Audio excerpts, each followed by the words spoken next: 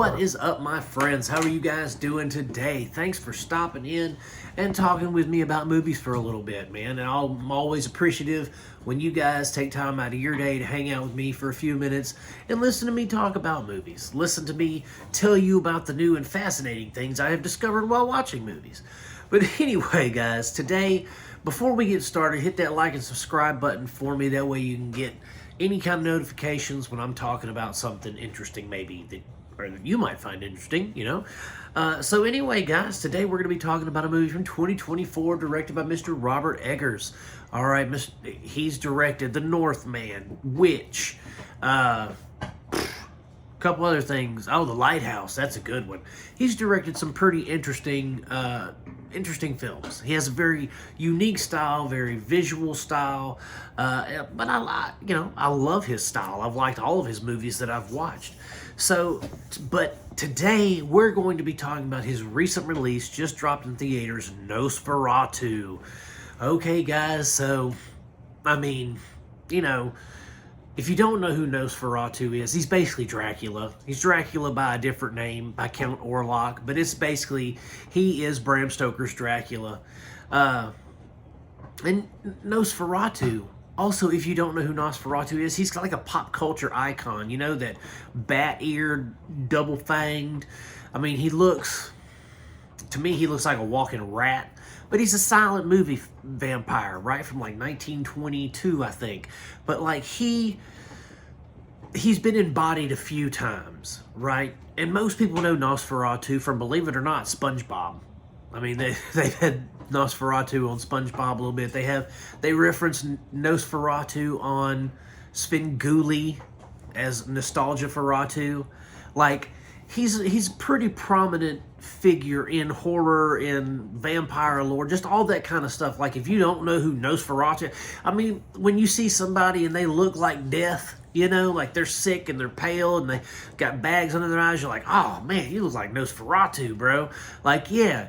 So that's, you know, he's famous, in other words. He's kind of a big deal, okay? But this is basically Robert Eggers' take on the Nosferatu story. So, a little history, I guess.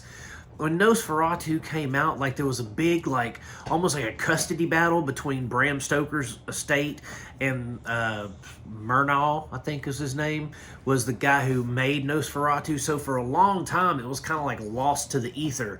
Like, it wasn't, you know, they couldn't show it.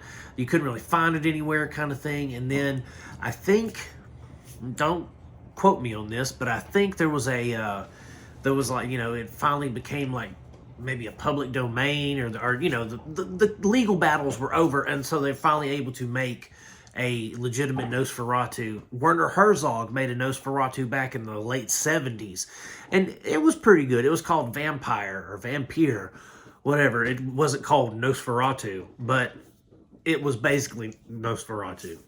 So there's been three interpretations of the film. There's been the Murnau, you know, the silent 1922, the late 70s Werner Herzog version, and then this version by Robert Eggers.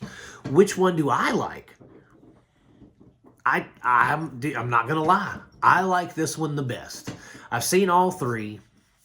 And, you know, the original, that's what set the bar. That set the standard, right? Werner Herzog did a good interpretation of it, but Robert Eggers blows it out of the water. I mean, Lily Rose Depp is phenomenal in this. She's beautiful, she's ethereal, she's, you know, gothic, mysterious. It's just, you know, she's almost like a young Winona Ryder in Bram Stoker's Dracula. She just has that look about her, you know. She's an English waif kind of thing, you know. But then we also have Willem Dafoe as kind of like, he's our Van Helsing. He's the vampire hunter. He knows about the disease of being a vampire kind of thing, which he and Robert Eggers make a great team. He always delivers in Eggers' film. I mean, he always delivers in every film, but in this one, he delivers in spades, and it's fantastic. Nicholas Hoult is pretty good in this. I mean, does he steal the show? No. Lily Depp steals the show with her, you know, I guess let's call it fake sensuality, you know, when she's in the presence of Bill Skarsgård, who is another standout as Count Orlok, right? He has the way the way he carries himself, the way he moves, the way he walks, the way he talks, the way he breathes is incredible, right? So he breathes, and it sounds like a cross between somebody who's got emphysema and a feral animal's growl, like a wolf's growl. So like when he's breathing, like he'll just like Darth Vader, and then it's like, oh, like, so he's always like, he sounds predatory all the time. And I love that because he sounds dangerous. He sounds unsettling, you know, like you're looking at him. And I love they give him that Riddick eye shine thing, you know, like where the light kind of hits him and his eyes take on that feral animalistic kind of shine. Love that.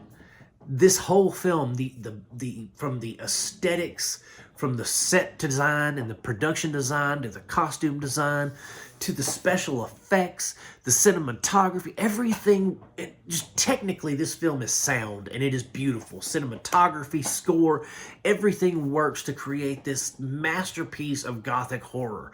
I heard a lot of people banty the word Crimson Peak around. This is nothing like Crimson Peak. Okay, yes, it's a romance. Yes, it is very much a gothic love story, but it is not a murder mystery or anything like that. This is Dracula. This is Bram Stoker's Dracula, but told in a more, I want to say, not realistic, but not as fantastical as Bram Stoker's novel, right? This is more of a grounded Dracula, where yes, he can control the creatures of the night. He can do all these things, but he's not some sex pot that the ladies are fawning over, and he doesn't look at him and he's like, come to me, you know? I mean, he does, but you can tell that's like mind manipulation, not because they're fawning over his, you know, desiccated looking corpse. It's just, you know, it's just crafted so well. And Robert Eggers is just a brilliant filmmaker when it comes to films like this. His Northman, the first time I saw it, I didn't really care for it. But then I watched it again, and it kept getting better and better. And a lot of his films resonate that way with me.